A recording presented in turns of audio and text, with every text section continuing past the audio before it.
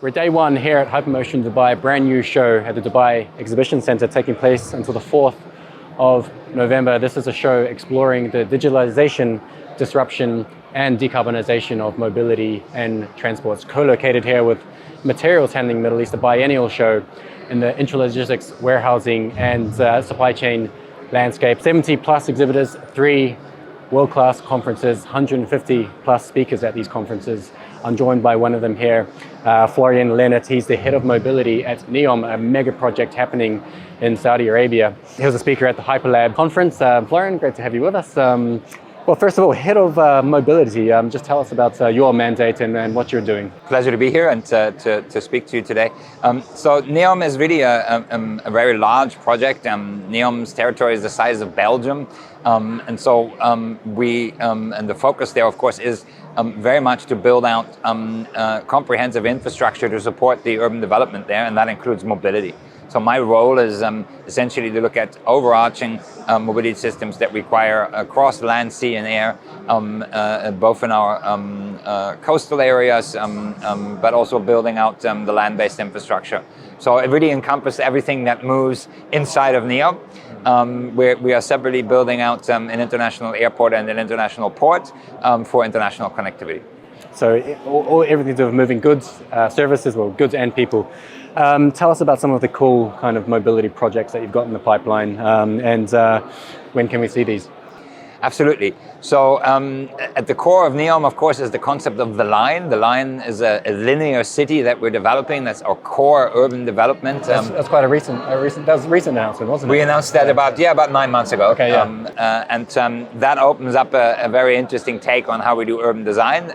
It opens up a possibility of having at the backbone of this line a high-speed transit system for both people and goods, and that then allows you to rethink the city without cars. And that's one of our ambitions, is to understand, can we design a city that does not rely on the car, and then, of course, innovating there around electric mobility, autonomous mobility, very much also looking at vertical mobility, eVTOLs and air taxis, and underpinned really by the desire to have a truly sustainable mobility system. So in each of those modes, we're innovating. We're already we brought some of the first electric boats to the kingdom. We have, for the last year, an electric autonomous shuttle operating in NEOM. Nice. We are obviously looking at the whole innovations around micro-mobility that you also see here just below us. And then also are actively working with a number of companies on activating electric urban air mobility. Already working on drone delivery, as well as on microlights, and we'll very shortly announce a large partnership on the air taxi development. We truly believe that that's a fascinating new mobility sector, and we want to be at the heart of it and develop it. Air taxis, I guess they will be autonomous as well, or how would that eventually, work? Yeah. Eventually. Tell us more about, sorry, just to interrupt, the line. I mean, how long is the line? The line is 170 kilometers, urban development corridor, which stretches from the Red Sea. We have a beautiful coastline through our mountain range, which is up to 2,500 meters into our central desert plain. And NEOM will develop along this line over the next 10 years, a really iconic urban development. And the key about it is the dimensions. It's the fact that it's a linear and has a narrower band that we're developing.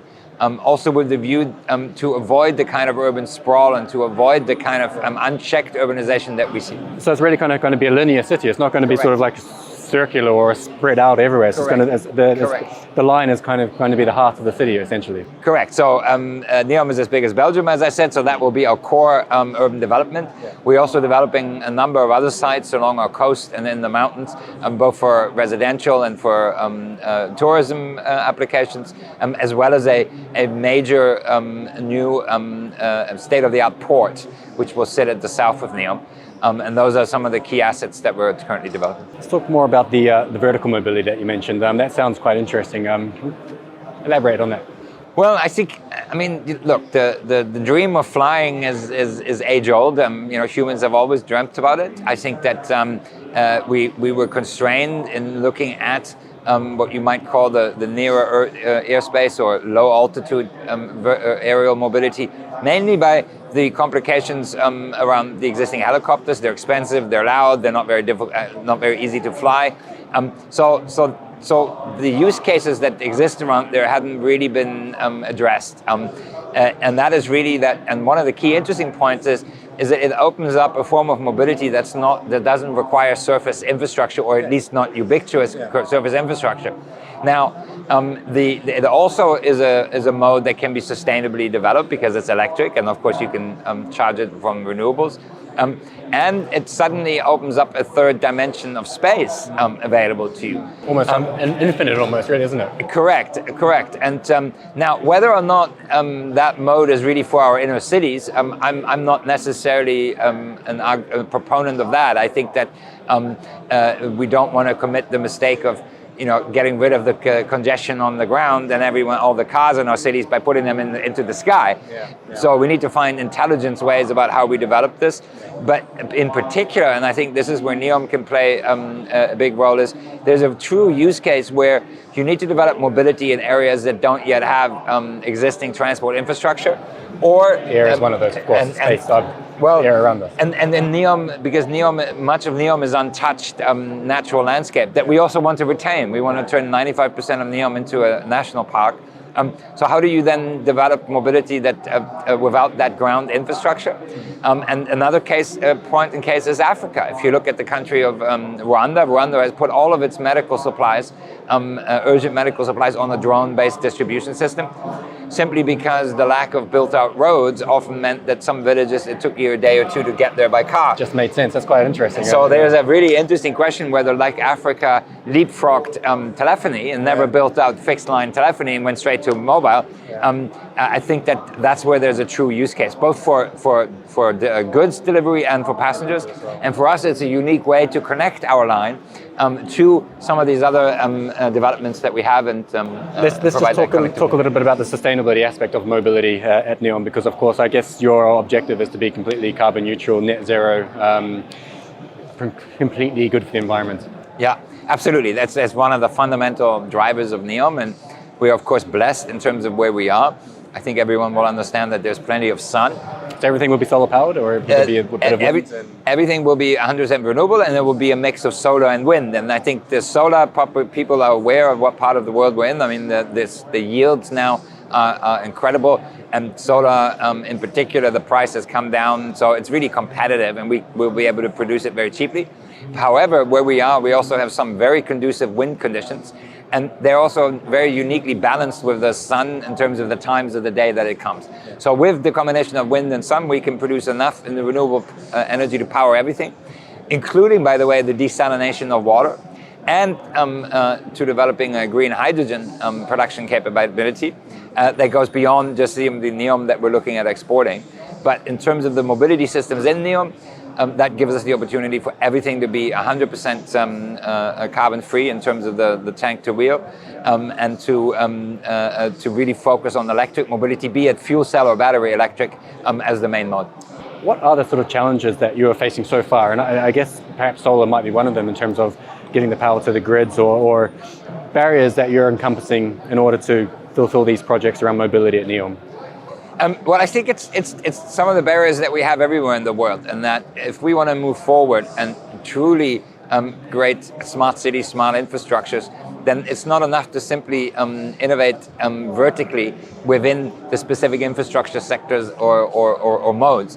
And so bringing together mobility, urban design, energy, all these adjacent systems in a way that they interact, that is always a challenge, because it's a coordination issue. It's a challenge of defining the interfaces, and each of them is driven then by their own logic.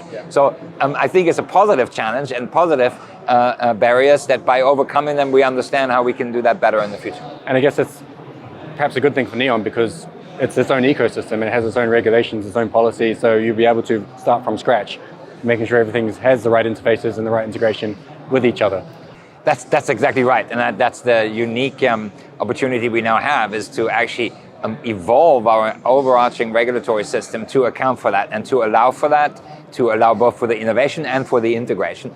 And that includes, of course, vitally also the data and digital integration that we need to achieve. Do you envisage NEOM being a sort of a benchmark or a case study or a poster child of not just mobility in terms of smart mobility, but smart infrastructure, smart systems, smart people, a case study for the world to see about how we can live sustainably in the future? That's exactly what we want to do. We want to be a global living lab for sustainable urban development, as well as looking at how we can develop a template of how we manage urbanization in the 21st century. It's a huge challenge, but we need to get it right. If we don't get it right, we will have a very big problem. Lessons you've learned so far? In 3 years, you've been head of mobility for 3 years, I think just after they announced NEOM, and you've been there from the beginning. What are the lessons you've learned so far? The challenge is not only in technology, but it is often in how you bring together land use and do master planning, and how you do that in a holistic fashion that allows you to move forward with some of these innovations, but also still creates livable cities. And that is by definition a challenging task. And I think we've learned a lot now about how to move that forward. Florian, you're a speaker here at Hypermotion Lab, the first panel discussion that we had on disruptive trends that will shape mobility and logistics. Good to be here. How's it feel to be here? How's it feel to be in a conference exhibition environment again? Yeah, it's very nice. I think this is the first big industry conference I've attended post-COVID. It's great to see this again and to see all the fantastic booths and innovations that are being displayed here. Seeing some old partners and collaborators here, so that's very good. Yeah, to reconnect with the world and where we were. We were about to host a big mobility summit in NEOM literally days before the lockdown in March 2020, so okay. It's very disappointing. That must be coming up then pretty soon. So we will reschedule that now and do that again. But no, it's good to be here. Thank you. Florian, thanks for your time and enjoy the rest of the show. It's been a pleasure talking to you. Thank you. Same here. Thank you very much.